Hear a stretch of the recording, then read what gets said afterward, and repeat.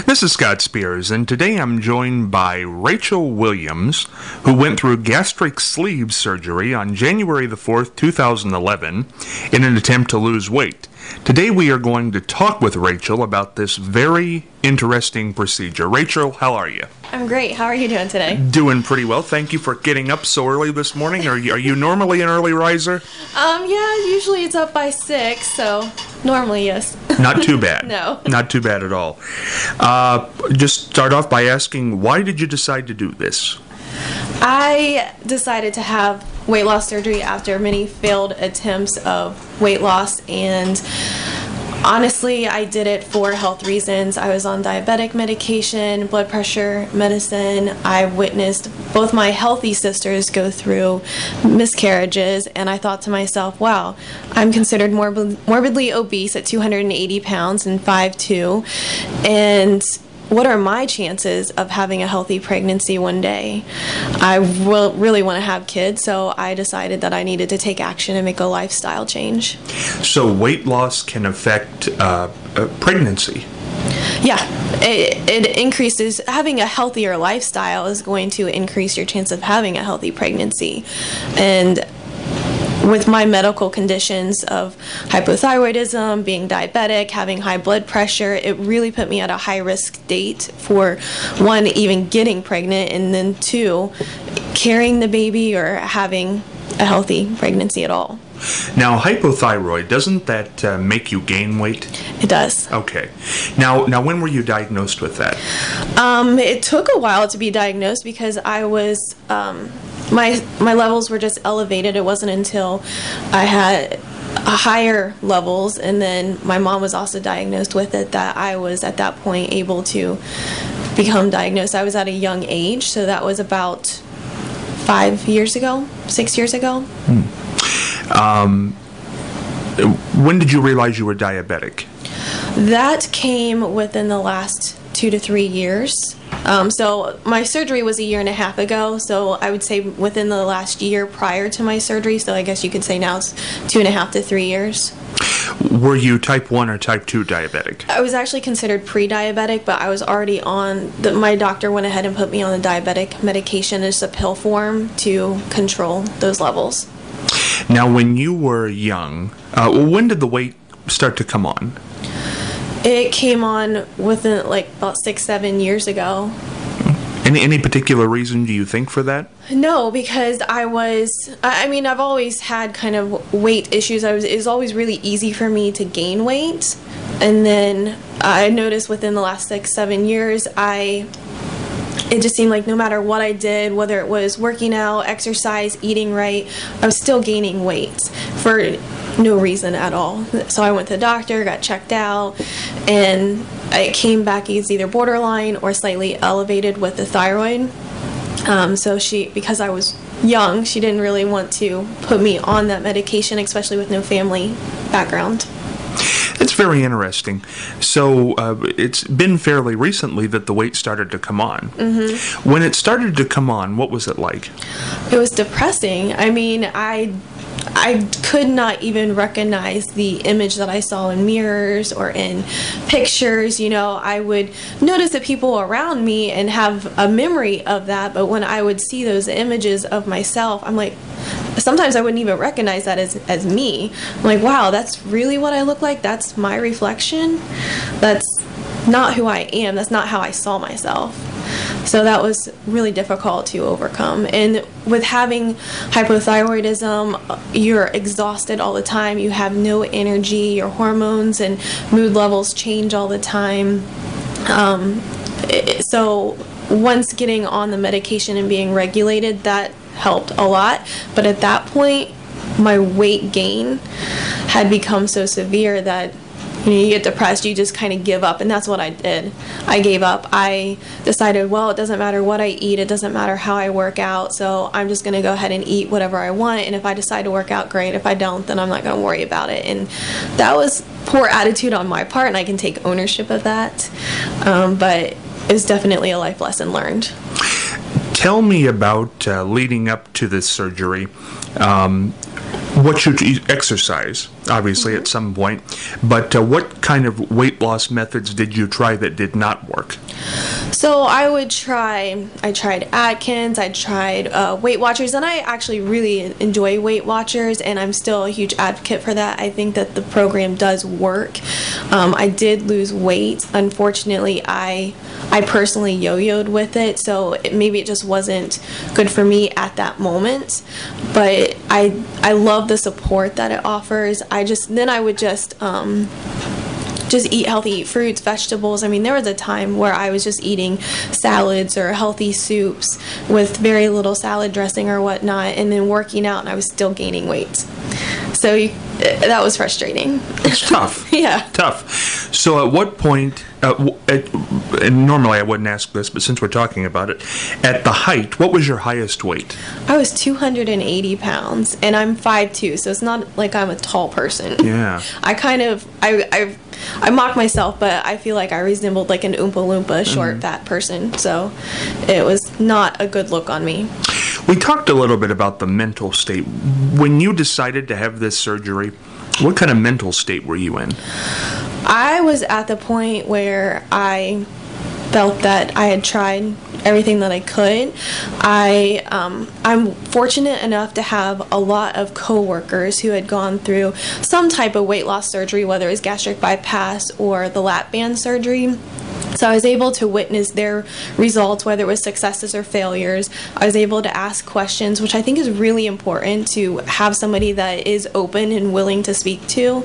And then my best friend got to the point, she's like, all right, I'm actually worried for your life here. And so I'm like, well, I have an option. She'd been trying for years to get me to have some type of weight loss surgery, and to be honest, in the beginning, I saw weight loss surgery as a failure. I thought that it meant that I failed at losing the weight on my own.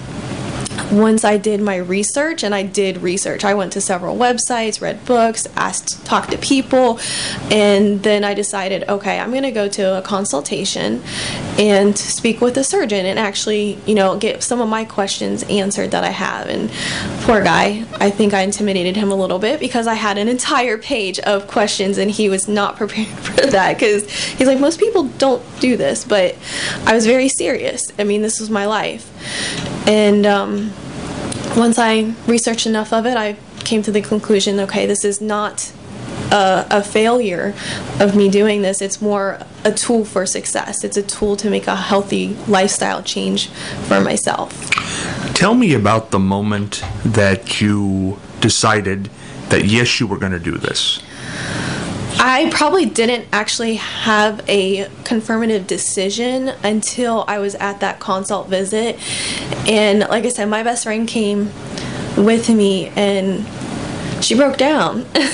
She started crying, and it was really emotional. That's when I took it serious. I'm like, all right, I really have to do something, because the people in my life that care about me are really worried that something's going to happen, and I was still very young.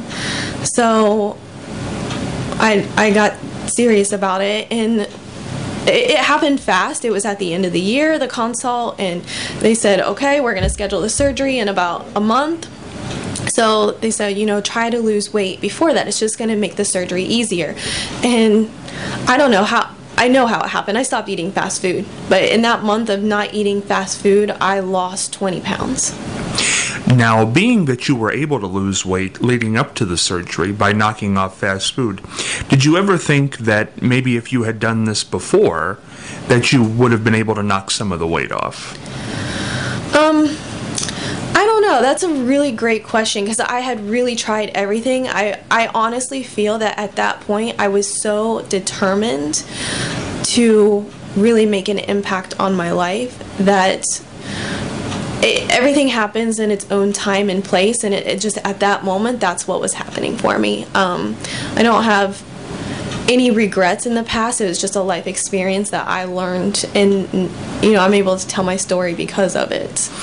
In that month leading up to the surgery, after you'd already made the decision, was there any time you thought, I'll back out? No.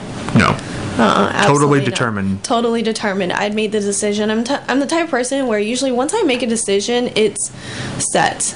I'm a person of my word, and especially when it's to myself. Not saying that when it's to anybody else, it's any less, but I am definitely a determined person. Once I set something in my sights, I go for it. Okay. So 280 pounds, and you're going to have the gastric sleeve. Now, most people hear gastric bypass. What is gastric sleeve? So the difference is gastric sleeve has been around for about 20 years, but there's really only about 5 or 6 years worth of data and research done on it. So most people don't know about it. In fact, my surgeon, when I went in, when he asked me, what surgery are you interested in? I said, I'm interested in the sleeve. And he's like, whoa, how'd you hear about that? We do offer it here, but how'd you learn about it? I'm like, well, I studied it, and I feel it was for me. So the difference is, with gastric bypass, it takes your stomach and makes a long slit down it, and then your stomach still remains like intact. It's still there with a long slit, and then they reroute your intestines to form a small pouch, and that's really what your stomach becomes, is that small pouch. With the sleeve surgery, they make a long slit all the way through. So I kind of compare it to the size of a fat highlighter or one of those big dry erase pens, markers, and that tube essentially is my stomach. There's no rerouting of the intestines, so there's a little bit less cutting, which makes it slightly less invasive. And even though there was less research done on it, I really truly felt, with how determined I was, that I could lose just as much weight having the less invasive sleeve surgery versus the bypass surgery. I proved myself correct. I was right with that. I've actually, when I went for my 1-year checkup, I was ahead of even gastric bypass results. My goal was supposed to be at 65 to 70%, and I was actually at 85% weight loss. Wow. So my success with that went really well. There is a third surgery, which is really much less invasive. It's the lap band surgery. There's basically what it is. It's a band that's wrapped around your stomach, and then inside that band it's filled with a saline solution, and you get regular fills which will tighten or contract that band around your stomach to make it form into a pouch, which will decrease the size of your stomach. So there's no actual cutting on the stomach itself, and it's not permanent. I don't even really want to call mine permanent, because the stomach's a muscle, so it can grow back and expand if I let it. Same thing with bypass patients. You can regain the weight. It's just with the lap band, there's a whole lot less, virtually no cutting involved. Now, how much of your stomach was removed? 80 to 90% of my stomach was removed. Now, was there any fear of being put under anesthesia? Yeah, because I don't handle anesthesia very well at all. I almost always wake up vomiting or getting sick, and that actually happened with this. It was a scary moment. I felt bad for my family. The recovery time frame right after surgery is usually 1 to 2 hours, and I apparently decided not to wake up, and they were going on 3 hours of me not waking up. So my poor family, they decided to wheel me into the room, thinking if I heard my family's voices I would wake up more naturally. I did. Unfortunately, I woke up. You can't eat or drink anything within 3 days of the surgery. You're basically on fluid diet, and even the day before your surgery, you aren't really allowed to eat, or you can't drink anything. So I had nothing in my system for basically 3 days, and I wake up vomiting and dry heaving. So my family was... I probably petrified them, but I'm lucky that they're strong, and they just kind of gave me the support that I needed. When you wake up and past the dry heaving and the vomiting, how do you feel? Well, at first I didn't feel anything because they had me on a morphine pump, so the nurses kept pressing the pump, and I was knocked out cold instantly. But later that night, they actually get you up moving and walking as soon as you possibly can. So as soon as my family left and I was able to get over the nausea to some degree, they had me up walking the hallways. And I like that because even though you're extremely sore, you're in a lot of pain. I mean, you're on Vicodin, but getting you up and moving is actually going to help the recovery process so much faster. So, and they tell you that. So I just kept making my rounds, just kept walking, and each time you get up, because they wake you up like every 2 to 3 hours to go walking. So each time I'd walk, I'd try and walk a little bit further or try and make an extra loop where I was just feeling more and more active. You're in there for 2 nights, 3 days was my stay, and by that time I was ready to go home. What is the scarring like? They did it laparoscopically. Oh, okay. So it's 6 very small incisions. In fact, most of the time now they'll do gastric bypass laparoscopic as well. But the sleeve, I mean, there's factors that determine whether, you're heart healthy, what your other health factors and risk are. But most oftentimes they try and do everything laparoscopically. When you go home, what can you do? What is that first day home like? A state of grogginess. I was really fortunate that my mom stayed a week with me, and so she pretty much, I really wasn't wanting to eat or drink anything. In fact, you really can't. At that point, right after surgery, I could not consume more than about a quarter cup of fluids or food. Anything more than that, I'd get sick. You're wearing leg stockings to help prevent clots. You just want to sleep. I mean, but living in an apartment, it was hard to walk around, but I would try and get up and walk a little bit. Did your family try to deter you from this surgery? No, I have the most amazing, supportive family. I mean, they really stick behind me through thick and thin and support any decisions that I make. And I think they were all concerned for me as well, as far as with my health and how large I'd gotten, because I actually have a pretty small build, so getting that large, it's like, how am I even able to walk? But yeah, they were supportive. Not being able to consume more than a cup of liquid, and how much food was it? Well, in the beginning, it was a quarter cup, and then over time, you're able to consume a little bit more as your stomach starts to heal and isn't as swollen, because that's really what the problem is. It's swollen in the very beginning. So the first 5-6 weeks, you really can't eat or drink hardly anything at all. You're still on a lot of liquids. In fact, they put you on a very special diet of liquids, I think, for the first 2 weeks, and then you graduate to soft foods for another 2 weeks, and then after that you start able to consume a little bit more regular food. Now, each health program is a little bit different. That's just what I was on. Now I can consume, so this is a 1.5 years after surgery, and I can consume about 3/4 of a cup of food, or up to 1 cup, depending on what it is. Now that's pretty small, I would think, for most people. How do you adjust are you hungry? How do you adjust to that? No, I mean, my metabolism now, depending on how active I am, my metabolism will kick in to where I'll say I'm hungry. Really, honestly, I'm not. It's more of a mental state where I'm like, oh, I'm hungry, but I eat every 2 to 3 hours, which is healthy depending on what I'm eating. But I choose those healthier foods. So because you can only eat that small amount, you tend to eat a little bit more frequently. So that way you can get the nutrients that you need. When you woke up from the surgery, were you hungry at that point? No. No. I was thirsty, so I would have some ice chips, but that was about it. How do you work out that place where, because obviously never going through this before, where you know if you drink or eat too much, you're going to get nauseated? Yes, and that's called the dumping syndrome, and not everybody has that. It's interesting. I have a friend who had gastric bypass. She doesn't really have the dumping syndrome. Whereas with the sleeve, my surgeon was very surprised that I still very much have the dumping syndrome, where if I eat anything too fatty, too greasy, too sugary, or just too much food, I will become extremely nauseated. I will vomit, and you get clammy and hot and cold sweats and just a state of just not feeling good at all.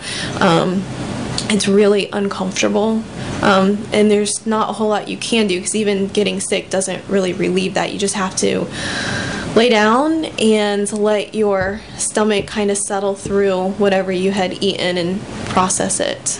How often has this happened? In the beginning, it happened probably more frequently, because I had to learn through that experience what my boundaries and limitations are. I didn't know what I could and what I couldn't eat. You learn quick, because once you experience that, you're like, all right, I never want to eat that again. And so you learn pretty quick. But like I said, it doesn't happen to everybody. Sometimes I think that it's a blessing in disguise, because it prevents me from eating those types of food. And then other times when I see people eating them, I'm like, dang. But as long as I consume things in small moderation, I'm okay. I can pretty much eat anything that I want. It just has to be in small doses. You say you can pretty much eat anything, but what could you eat a lot of before, liked a lot before, that you can't do now? I cannot eat a lot of fast food at all. It will make me sick. I cannot eat a lot of carbs, so breads, pastas, rices. I really just cannot eat those. Like I said, I can do it in small moderation now, but those type of things expand in your stomach, and so having a small stomach, you don't have room for that, because you don't realize that it's going to expand until after the fact. Do you miss them? No, I mean, not really, because I'm so used to it now. Maybe in the beginning, yeah, I did, but now I've just gotten used to making that choice of, I don't want that. After you had it, did you regret it? The surgery? No. I had no regrets, and I've had some complications through the past couple years, but looking back at it, I would do it all over again in a heartbeat. I truly feel that it's given me the confidence and the self-esteem that I'd always wish I had, that I have now. I feel so healthy. I have so much energy. I really am enjoying life, and I couldn't really say that before. Health and energy and self-confidence, I think, are three different things. How did it give you self-confidence? I didn't feel good about myself. I had low self-esteem. Like I said, I couldn't even recognize those reflections in the pictures in the mirror that I saw of myself. So I really felt very poorly about my body image. And now when I see myself, I'm like, wow, this is me. This is who I really am. This is who I've always thought I looked like. So it's given me a lot more confidence to be able to share my story and be able to tell, this happened to me, but I've overcome it, and move on. Are looks that important? No, but I feel if you're happy with who you are and how you look, regardless of what size you are, if you're really happy with yourself, then I think that's what's important. It's not so, I think what everyone else thinks of you isn't so much, but I knew that I was not happy with how I looked with myself. Mm-hmm. It's a fascinating thing. What advice would you give to somebody who was thinking about doing it? My advice is to reach out and, find somebody who's had something similar, or go to a consult visit. They're free. All the consult visits are free. Do your research. Find a surgeon who is respectable, and don't just settle with one. Look at multiple different areas and compare. If it's something you're really serious about, then at that point you'll be able to make a decision. It's a year and a half later. You said you started out weighing 280 pounds. Yeah. What do you weigh now? Right now I'm teetering between 145 and 150. And do you expect to lose more? Not too much more. My personal goal was to get down to 140 pounds, so I'm almost there, and I'm actually really content and satisfied with my results. I'd like to do some toning, because I did sign up for a half marathon in October, so some toning. I think some of this little few extra pounds is going to come off naturally. It's not anything that I'm focused on, though.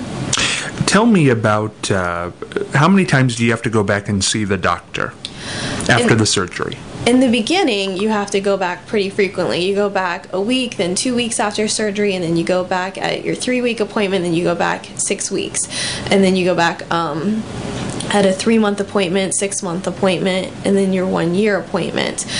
So I've done all that. At the 1-year appointment, you actually, as long as you're looking good with your results, I don't have to go back for another year. When it comes right down to it, I guess it's so fascinating because weight loss is so important to so many people. Do you believe in diets? Yeah, I think if you find the right diet for yourself, absolutely. The problem with diets, though, is usually once you come off of a diet, you yo-yo right back. And it's the same thing with, I don't want to call this a diet, but it kind of is. I mean, if anybody were to go to a high protein diet, cut out all the fat, the high fat, the high sugar, the high carbs, and go to the lean, high protein, the fruits, vegetables, work out a lot. I mean, anybody's going to lose weight off of that, right? I mean, it's going to happen. You cut out all that other junk and go to a different style, you're going to hopefully lose weight. That's the goal. The problem, the thing is, the tricky thing is staying with it, not going off. That's a good question. How are you able to stay with this now and you couldn't have done that before the surgery? I am, now that the surgery was a tool that I used, like, honestly, I will say that the first 50 pounds of that weight loss, I can contribute solely to that surgery. That did lose the first 50 pounds. I will be completely honest with that. The rest of this has been hard work. It's not easy going to a restaurant and watching everybody else consume their food and you're done in a matter of 5 minutes. Or seeing everybody eat what they really want to eat and you're making a different style change of what you need to eat versus what you want.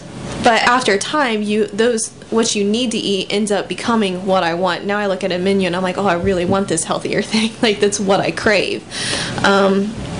So it's been a change for me, and I don't plan on going back to my old habits.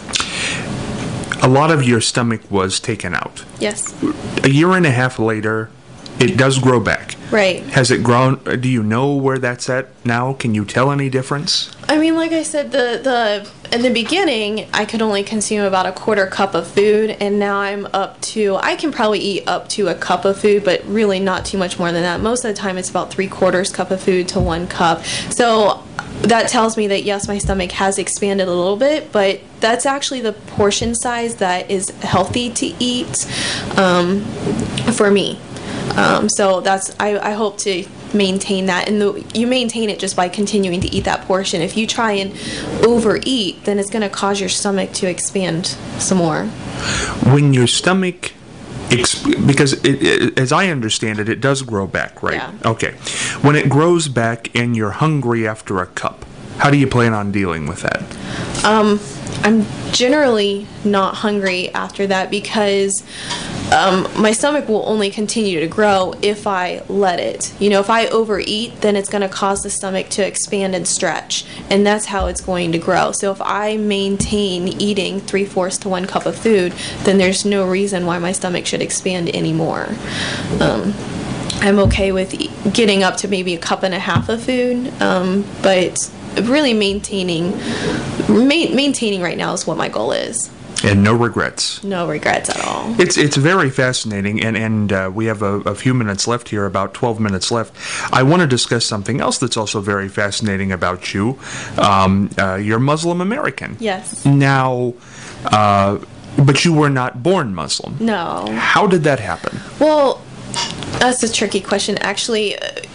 Muslims believe that you are born as a Muslim, which that terminology just means a servant to God, somebody who submits and worships God in that purest state. However, I reverted to Islam.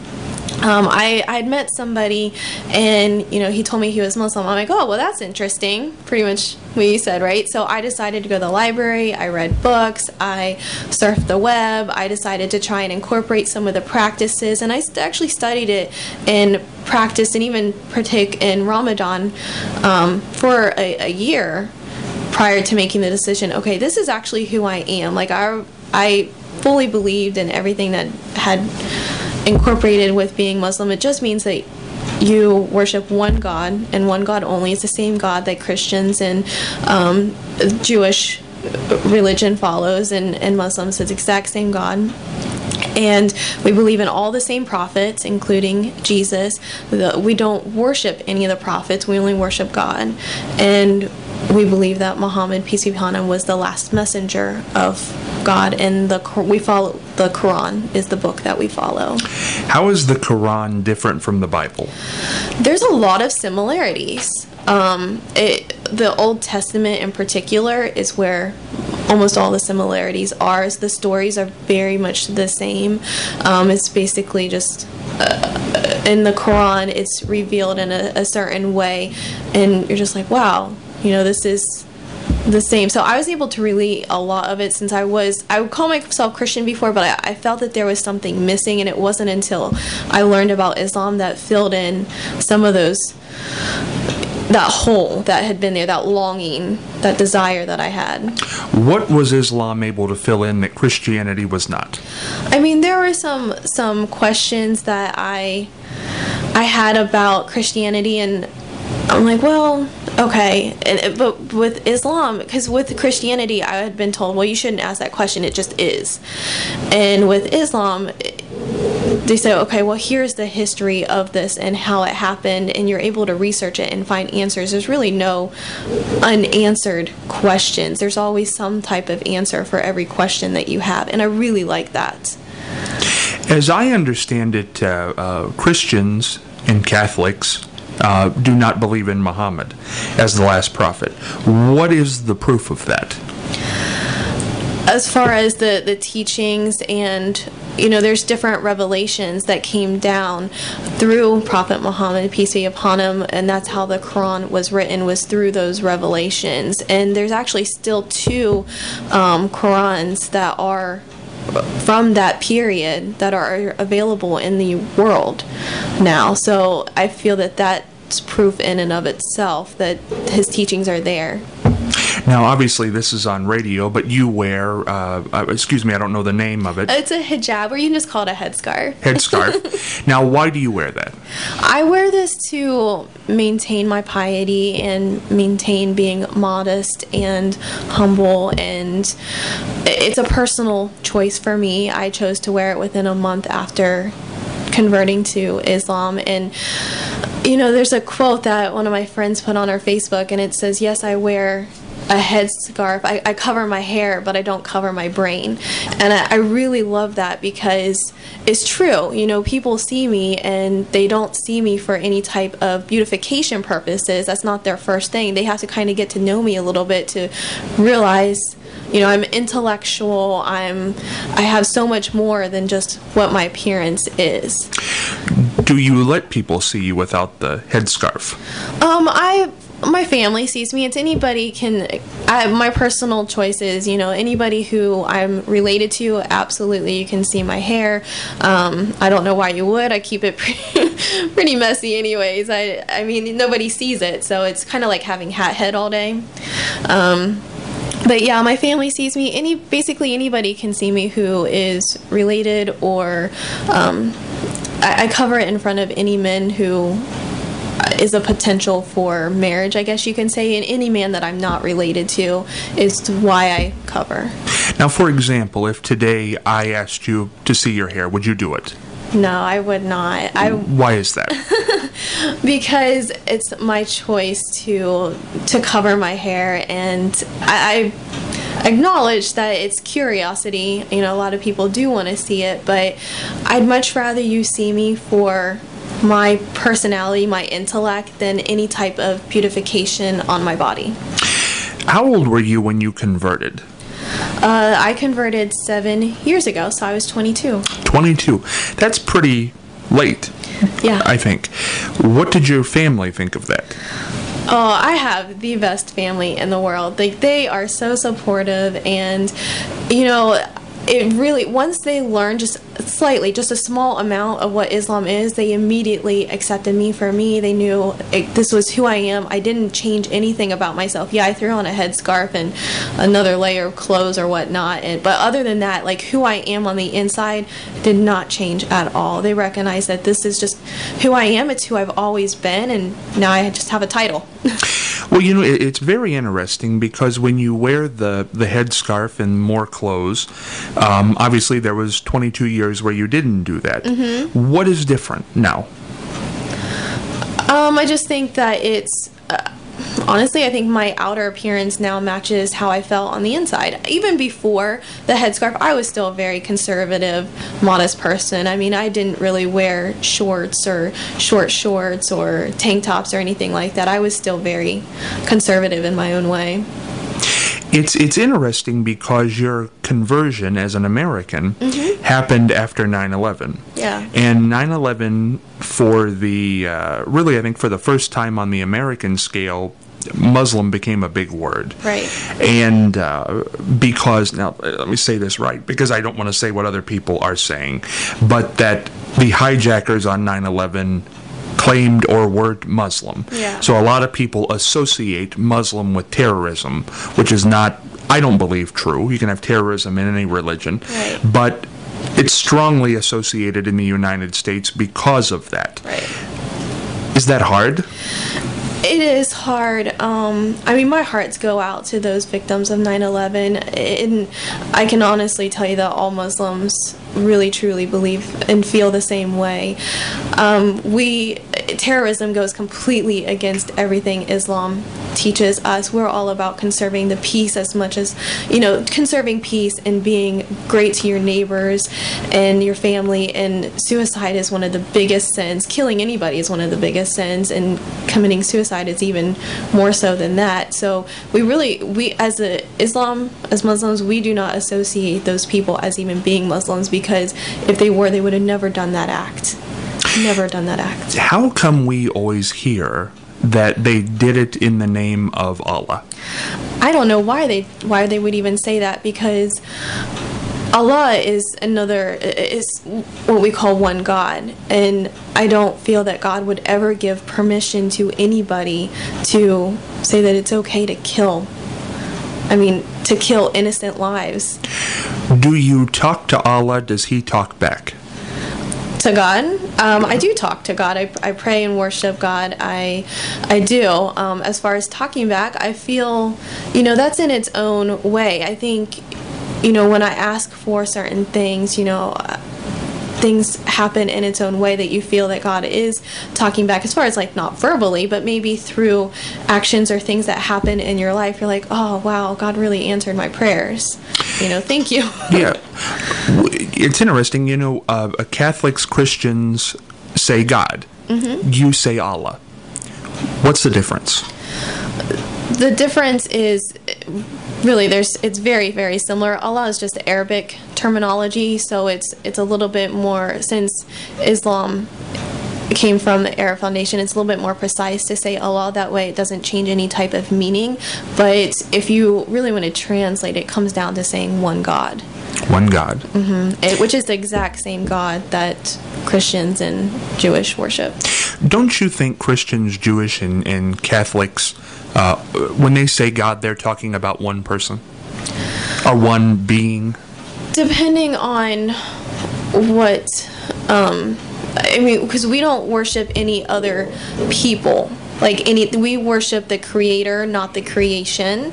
So what I mean with that is we don't worship Jesus. We hold Him in high esteem. We, we do thank Him and pray for His well-being, and just like any of the other prophets, it's in the highest regard. We have so much respect, but we don't worship Jesus. We don't worship any saints. So that's where some of the differences come into place. In Islam, is there heaven and hell? Yes. Okay. Same concept. Exactly. That a Christian. Okay. Now, as far as the headscarf and the clothes go, do people look at you differently? Is it practically, maybe idiotic question here, but in Ohio, isn't it warm? Isn't that difficult? You get used to it, honestly, and depending on what the weather is, I'm cooler than most. I mean, you learn to adapt as far as what is good clothing to wear in the hot summer weathers and what's good clothing to wear in the cold weathers. Do people look at me differently? Sure. I've just gotten used to it, to where it doesn't it doesn't even faze me. And I live in Columbus, so there's so many Muslims. I mean, the culture in Columbus is so diverse. I'm not saying it's not diverse here or anywhere else. It just seems there's so many different cultures and religions in Columbus that most people really don't pay that much attention, or people are more I don't want to say educated, but maybe a little less like, oh, well, there's another Muslim, or I've never seen that person before wearing a headscarf. I mean, you pretty much go into any store in Columbus and you're going to see usually at least one Muslim or two. We just have a very few minutes left here, and I do want to open up the phone lines if anybody has a question on either the gastric sleeve surgery or the Muslim religion. 387-9326 is the number, 387-WDCM. That telephone number again, 387-9326, 387-WDCM if you have a question for Rachel Williams regarding the weight loss surgery or the Muslim religion or faith. That's very interesting stuff. So if you have a call or want to place a call, 387-9326, phone lines are open. I certainly thank you for coming in this morning and being honest. Which is harder to talk about? Or either? No, honestly, neither are really more difficult. I think in regards to Islam or Muslim, I think, there's a certain sensitivity with that, especially with 9/11 or with terrorism in general. But I always tell people I'm an open book. Feel free to ask me any questions. You're not going to offend me, because usually the questions you're asking me, it's because you really don't know and you want to learn. So I don't take offense. Have you faced discrimination in any way?